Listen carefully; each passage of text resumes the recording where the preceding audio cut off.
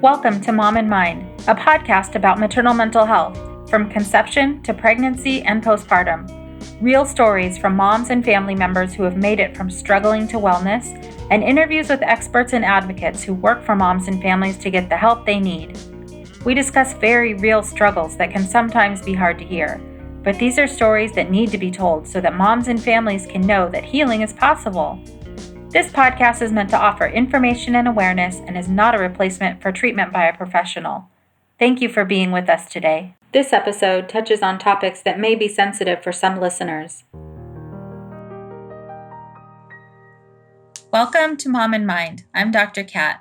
We are very fortunate to have Kate Badey with us today to share her experience and offer insight into some of the struggles that moms and families face but rarely talk about. Kate Badey is a mom of 3 who was in the infertility trenches for 3 years before experiencing the joy of motherhood. Her journey led her down a path to adoption and later embryo adoption. Her experience with postadoption depression after the arrival of her first son was a struggle she did not expect and certainly did not comprehend entirely at the time. She utilized all these experiences to help women on the same path through education and support. Kate is sharing her story with us today, and the hope is for moms and families to know that they're not alone and that they can reach out for support. So welcome, Kate. Thank you so much for being with us today. Thank you for having me. I really appreciate the opportunity. So let's just start with your story, and please let us know more about your experience and what's gone on for you. Okay. Well, my husband and I were married in 2007. And at the time that we were married, I already knew that I had a diagnosis of endometriosis and that there was the potential that it would be difficult for us to have children. So we tried on our own for a while. And after about 7 or 8 months, I went to the doctor and said, "This is what's going on." And she referred me to an infertility specialist. And when we went, they said, "Of course, you're having trouble. You have endometriosis. This makes perfect sense. We'll try IVF and you'll be pregnant in no time." We attempted IVF for the first time in 2008, just before Labor Day. And unfortunately, we had a negative result, but we did have some frozen embryos. So we attempted a second time in November of that year, and I became pregnant only to miscarry a few weeks later, right before Christmas, which was horrible. And we did go on to try again the following year. We attempted IVF another 2 times, both times unsuccessfully. And we also attempted, for some odd reason, IUI, which normally comes before an IVF. Which, for those who don't know, IUI is intrauterine insemination. But the doctors thought that there was a possibility that we would have success. And I also had a miscarriage after one of our IUIs. So, we had a lot of failure before we had success. But I decided at that time that we should take a step back and maybe look at the path that we were on. We went and met with an adoption attorney and talked to them about what it would take for us to adopt here in Georgia and what the cost would be and the time frame. And at the time, it was just informational. We filled out some paperwork. We kind of talked to them about, what a profile would look like. And then we went on our way. And we ended up actually going back to the doctor and doing some more testing and realized that there were a whole host of other issues at play that maybe we would be able to treat and maybe we wouldn't. So we thought, let's try and treat them and see what we can do. And if we can have a biological child, great, but we can adopt. There's this possibility of adoption sitting back here waiting for us. Right. So we did all these other treatments and testing, and we even went to Mexico and had stem cell treatment there. Wow.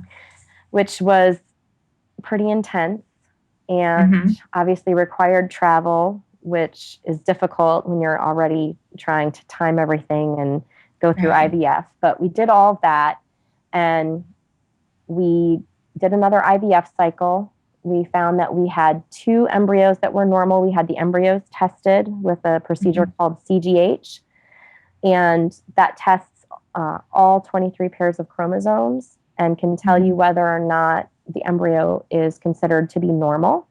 So we had 2 normal embryos that we transferred in January of 2010. I'm sorry, 2011. And And so how long have you already been on this journey by that time? this is 3.5 years in. Okay. So we're at the 3.5 year mark in January. We do the first transfer at that clinic that year. We're thinking, this is it. It's going to be great. And we had a failed cycle. And that was it. That was the last cycle we were doing. That was fresh cycle number 4, as they would call it in the infertility world. And we were done. We felt like we had nowhere left to turn. We weren't sure what options were available to us outside of, another IVF that would probably just sink more money and have a negative result. So all of this is incredibly expensive also. Yes. At that time, we had probably spent, now mind you, we had insurance that covered infertility treatment, luckily. Oh, fantastic. Which is a very unusual circumstance. Right. And not to get into the nitty-gritty details of it, but we had enough that we were able to cover 4 fresh cycles of IVF, which is amazing coverage. But even with the infertility coverage, we spent probably in the neighborhood of $100,000 trying to have our first child. So when that last cycle failed and every hope went down the drain with it, or so it felt, and I felt very stuck and was not really sure what was going to happen. I knew we could try surrogacy, but I knew it was exponentially more expensive. I knew that we could adopt, but I knew the process would be long and it would be expensive as well. I knew that we could attempt to use, donor eggs, but same thing. It's all more money. And I just didn't know, where that money was going to come from or what the process was going to be. And I in my mind, I thought, I can't go through one more Christmas without a child. That cannot happen to me after I had just gone through one. So we were sort of in the process of figuring everything out when one night we got a phone call from the adoption attorney with whom we had met the year prior. And I had done some work with her through Resolve, and I thought it was rather odd that she was calling me on a Saturday night. So I didn't answer. Sorry, go ahead.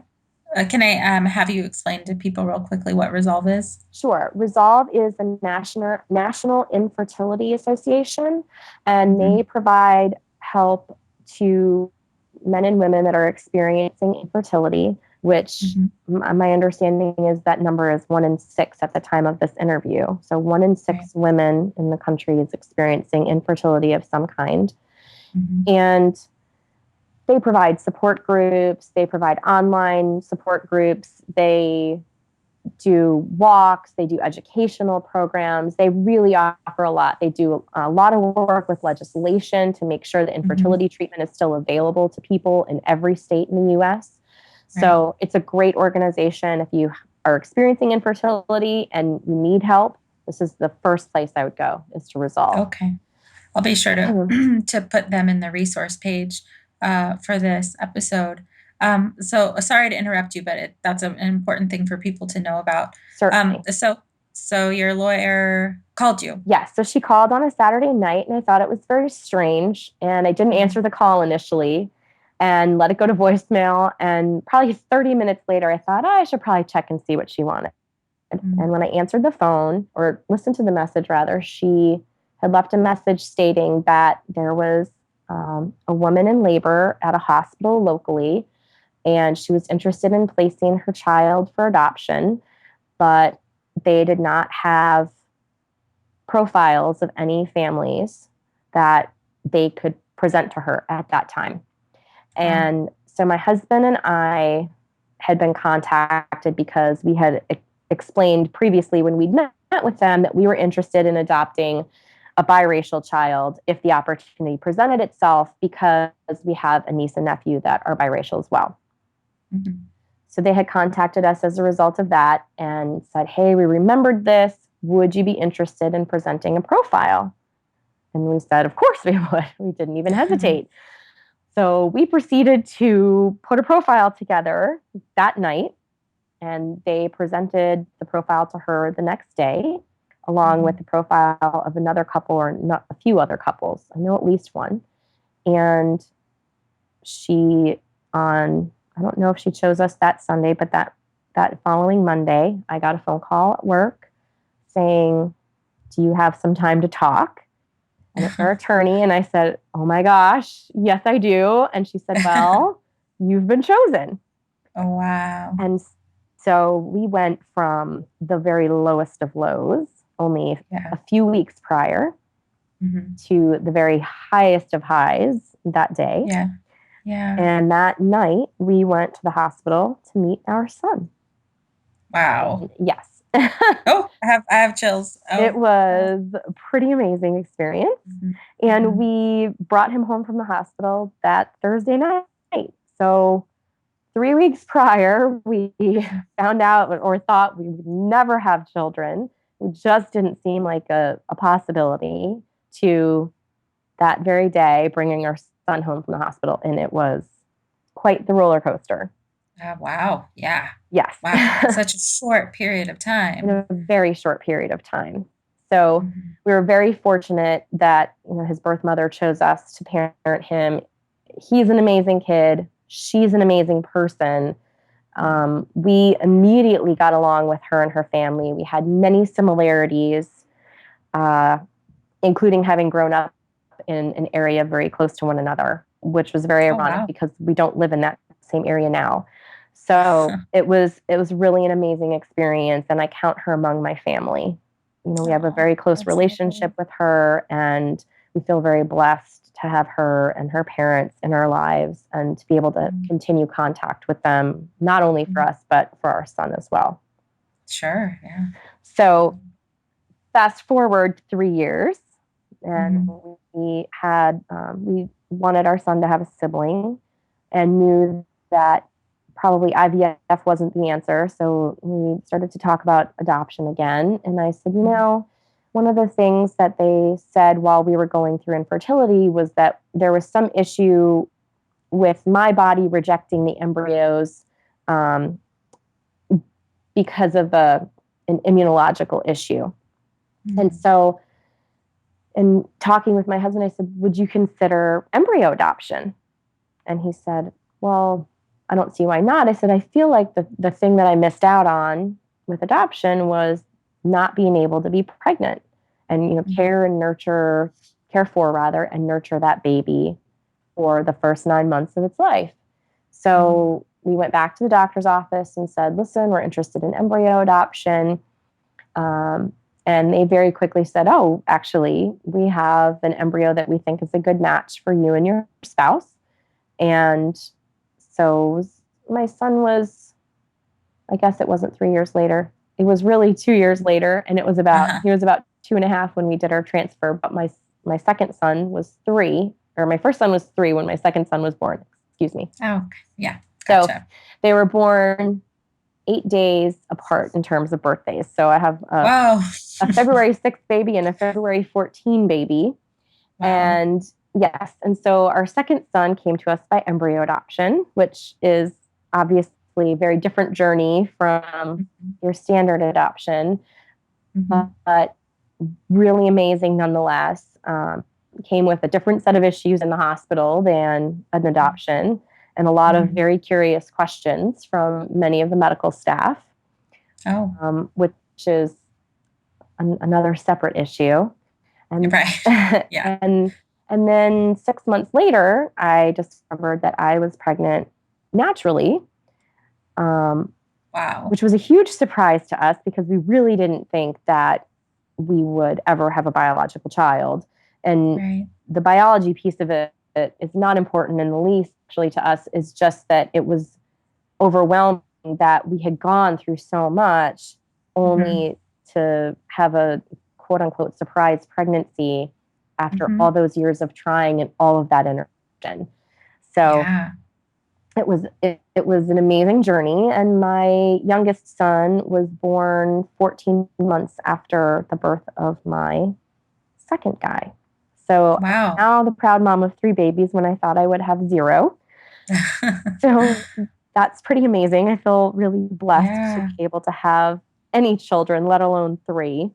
And I have 3 Mhm. rambunctious boys to boot. So we have a very, very busy household, Very needless to busy. say. And yeah, so that's where we are today. 3 healthy, happy boys, very lucky parents, but definitely experienced a lot of ups and downs along the way. Sure. So what happened for the post-adoption depression? What was your journey there? How did you figure out what was going on? And with your first child? Yes. So after my son arrived, I obviously spent quite a lot of time getting my house ready, getting my life rearranged, immediately leaving my job. Um, Mm, well, for maternity leave, anyhow. sure. And things were very hectic initially. A lot of visitors, lots of friends and family calling. There was a lot of excitement, and it was great, although very overwhelming, and I was quite tired. Hmm. But as time wore on, the phone calls stopped coming, the people stopped visiting, and I realized that I was feeling kind of sad. And here I was with this beautiful baby that I had wanted all these years, and Mm, yet I just didn't feel like myself. I felt very isolated, I felt alone, and I didn't want to tell anybody because what would they think? mm, If I called my friends who were still struggling with infertility and said, "Hey, I'm not feeling like myself. I feel like I want to cry a lot. I feel like I'm trapped in my house. Something's not right. I'm sad." mhm. I felt as though they would be upset because here I had exactly what they wanted. I was Right. home with this great baby. I had all the things that I had wished for, and yet it still didn't feel right to me. And Mhm, so I didn't tell them. And my friends that had gone through a typical pregnancy, I didn't call because I thought, well, what will they think? Here, mm, I told them all when they were going through their pregnancies and everything was normal for them. And I was feeling very jealous. How horrible mhm, that now I would call them and say, I don't feel like myself. I feel very mm. sad. And this thing that I wanted so badly now feels off. Something feels off. And so I just sat with it for a long time. And I finally actually had a conversation with someone that had adopted. And it came up in conversation in a very strange way. We were talking about the baby, and she was saying how cute he was and how exciting it was. And I started crying. Mm, And she said, What's the matter? What's going on? And I said, I don't know why I'm feeling this way. I'm so sad, and I shouldn't feel sad, and it's the wrong thing. And we talked about it, and she said, No, no, no, this is normal. You need to talk to somebody. You need to go see a doctor. Let them know how you're feeling. Make sure you talk to your husband. And I think she recognized the post adoption depression, although she never put a name on it. mhm. And within probably 6 weeks or so, I actually started back to work. And I think that was, for me, the main thing that helped kind of bring me out of the place that I was in and Mm, to help get me talking to people. It got me back conversing with other adults on a regular basis, which actually was very helpful, even though I didn't talk about how I was feeling. It got mhm. me used to talking to my friends again and being open and honest and having more conversations. And Okay. I felt a lot better and was able to start to be able to confide in people and say, gosh, this is how I'm feeling. It doesn't feel right. I'm embarrassed. I'm Mm. feeling lonely. I don't know what to do. And by talking to other people, I was able to work through the issues that I was having. And thank God for all those people that listened. All right. Right. So at what point did you understand that post-adoption depression is a thing and that that's what you were dealing with? I don't think that it was probably until a year later.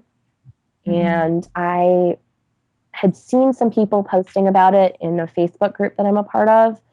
And I Mhm. went, oh, wait a minute. That I had that. That was me. Mhm. Right. And I recognized all the things that they were saying. And I saw that someone had written something about it. And I thought, oh my God, I didn't even know. It didn't even occur to me. I just thought I was having a hard time adjusting to being a mom.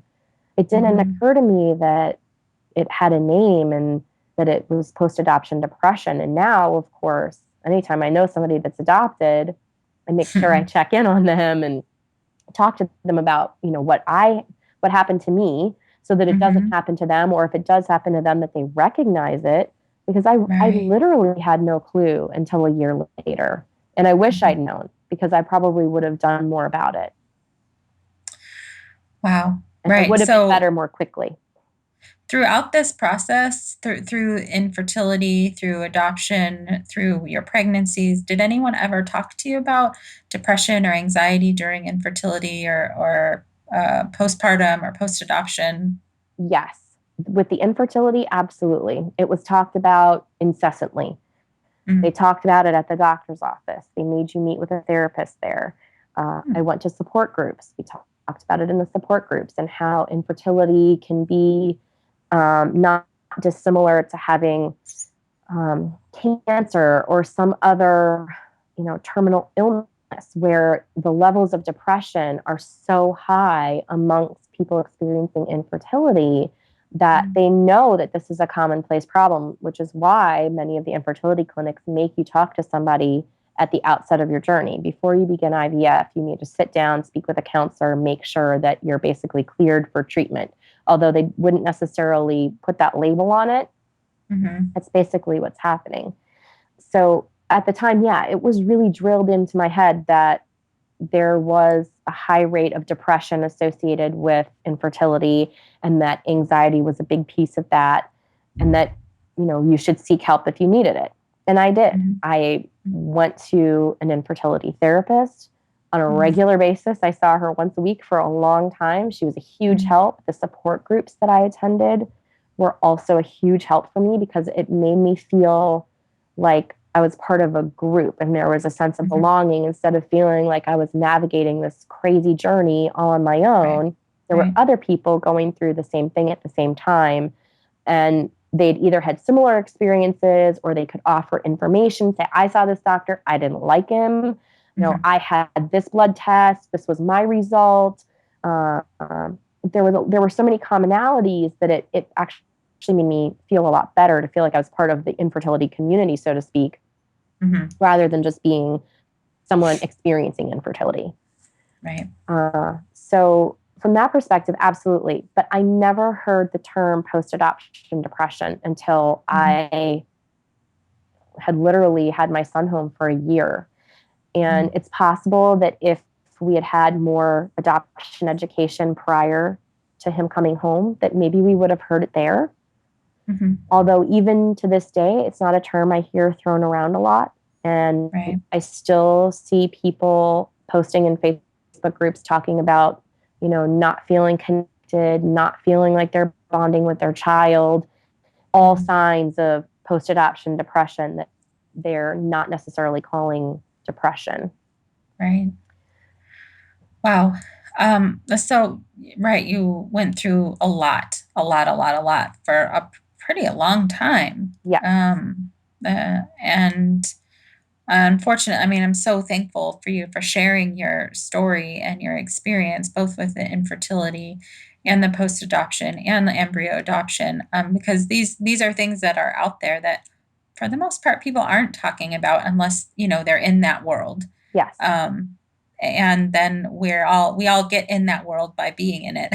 Mm-hmm. And you've been through so much, and it sounds like now with some of the work that you're doing, you're trying to inform people and trying to be support to people. Can you tell us more about what you've done and what you're doing in infertility and adoption?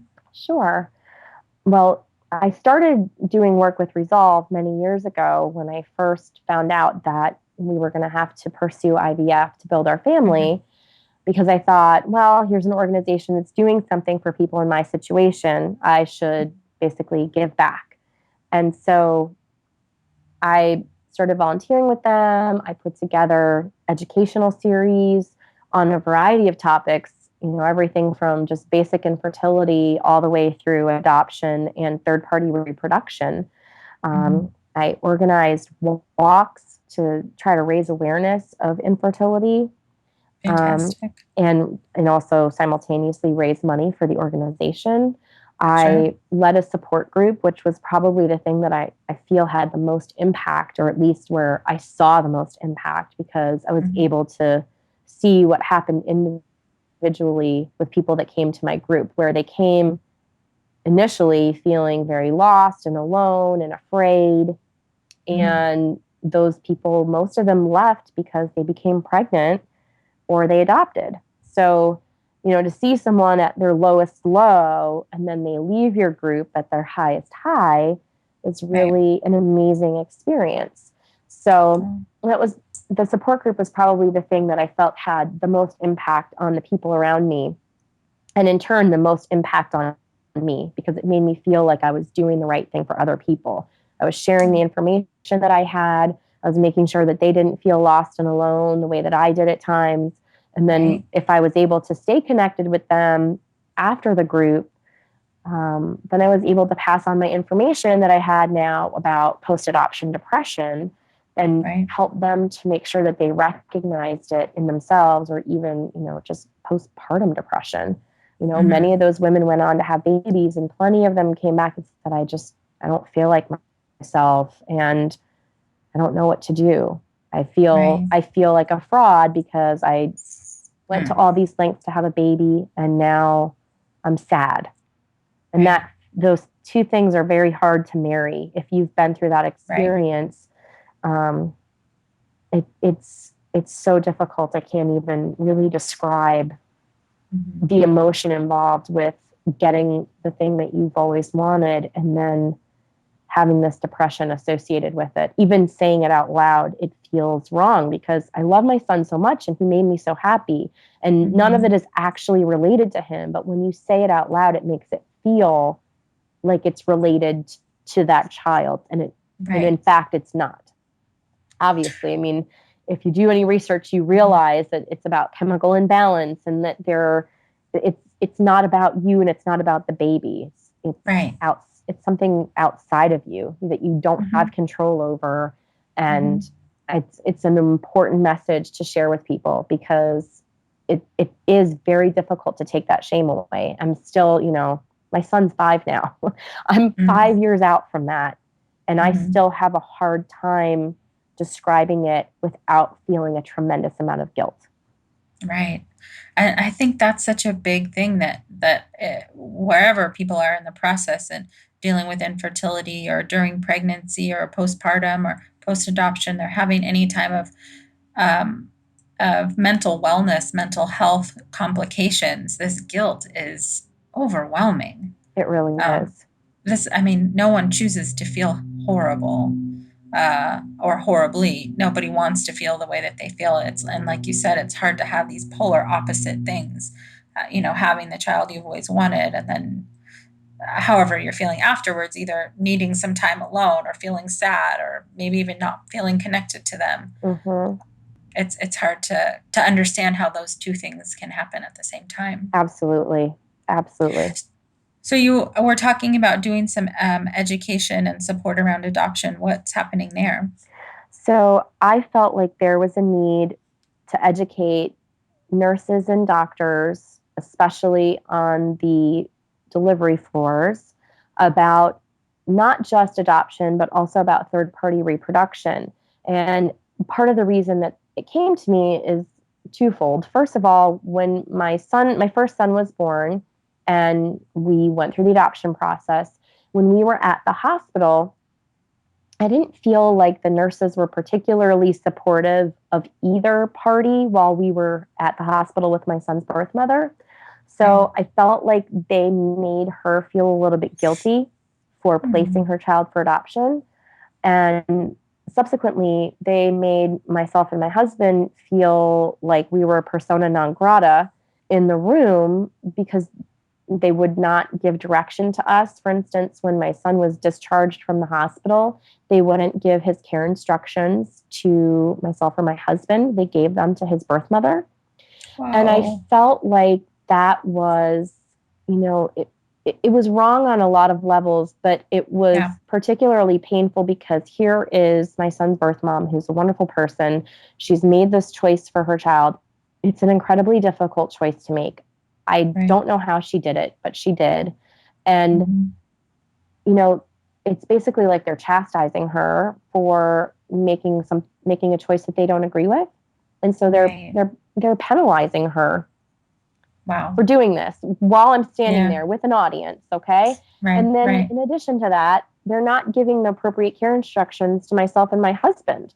So we're not Right. allowed to ask questions. We're basically bystanders in the room. So you're Wow. sending me home with an infant that I've Mhm. had no preparation for. Right. And I only get the care instructions that you provide in those 2 minutes to his birth mom, and I am not allowed to ask any questions. And to me, Wow. that felt, not only did it feel wrong, because it is Mhm. wrong, Mhm. but legally, to me, it felt like they were doing themselves a huge disservice because Yeah. you have this baby going home with a family that obviously wants to care for them and do the right thing, but Right. we don't even know what we're supposed to do. I mean, they're talking about care of circumcision. Well, if I had a question, I wasn't allowed to ask it. So I had to Oh, wait and get in with my pediatrician, luckily, the very next day.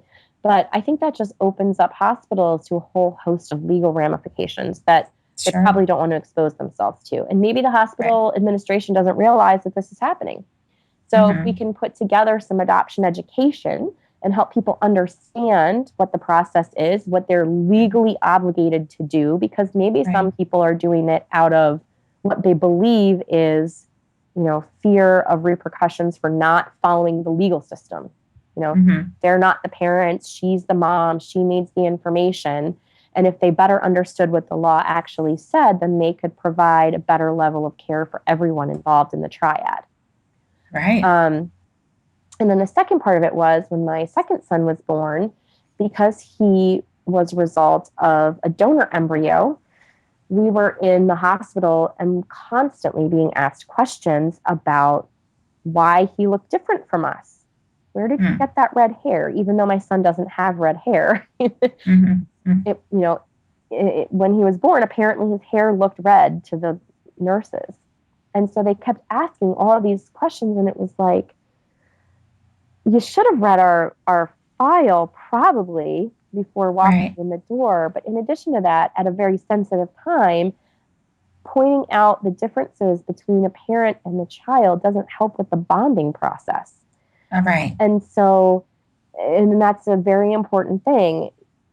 I mean, we hear about it all the time in the news. It's something that's really, I think, pounded into women, especially, Mhm. that the bonding process initially with your baby is so important. And, you know, all of the kangaroo holds and all the things Mhm. that need to happen in the hospital, skin to skin contact, and all of that. It's really drilled into moms to say, hey, bonding is important. And when a nurse is standing there pointing out all the differences between you and your baby, and you know Right. why those differences are there, it really, Mhm.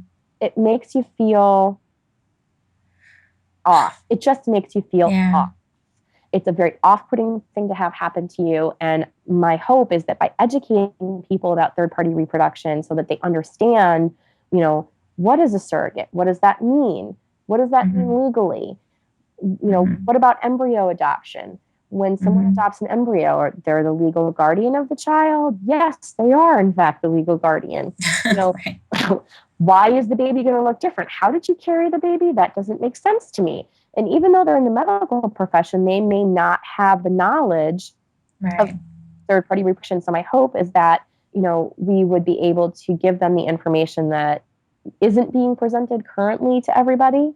And Mhm. hopefully, once they see that, they'll say, oh my gosh, I can be more sensitive to my patient in the following ways, and realize that not everyone had a Mhm. traditional go home, have a glass of wine, end up Mm-hmm. pregnant at the end of the night, Right. and be sensitive to some of the other things that are happening along the way for these women. I mean, if you're talking about 1 in 6 women that are experiencing infertility, the vast Mm-hmm. majority of the women that experience infertility do go on to become parents one way or another. So Mm-hmm. those women are all going to end up in a maternity ward at some point, whether Right. it be for the birth of their own child or whether it be the adoption of a child that they're bringing home from the hospital. Mm-hmm. So to be sensitive to them in that very delicate time, I think is really, really important. And I think education is really the key to helping everybody Absolutely. in that room function better together. Absolutely. Wow, that is great, great work. And it's so needed. It's such a gap in care for the whole family, for everyone involved.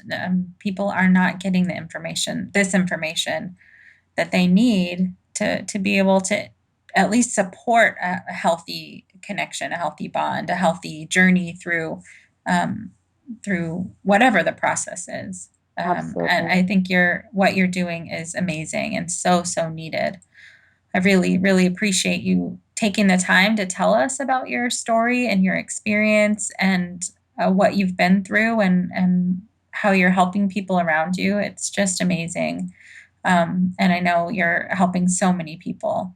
Thank you. I appreciate it. Thank you for your time, Kate.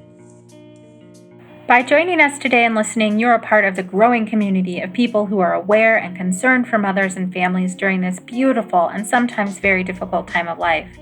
Please take a moment to subscribe, rate, and review this free podcast so that Mom and Mind can be found by moms, families, and providers who will benefit from hearing our talks. If you or someone you know is having a hard time, help is available. Please look for resources for help at momandmind.com, where you will also find links and information from today's episode. Thank you for listening and being a part of the Mom and Mind community.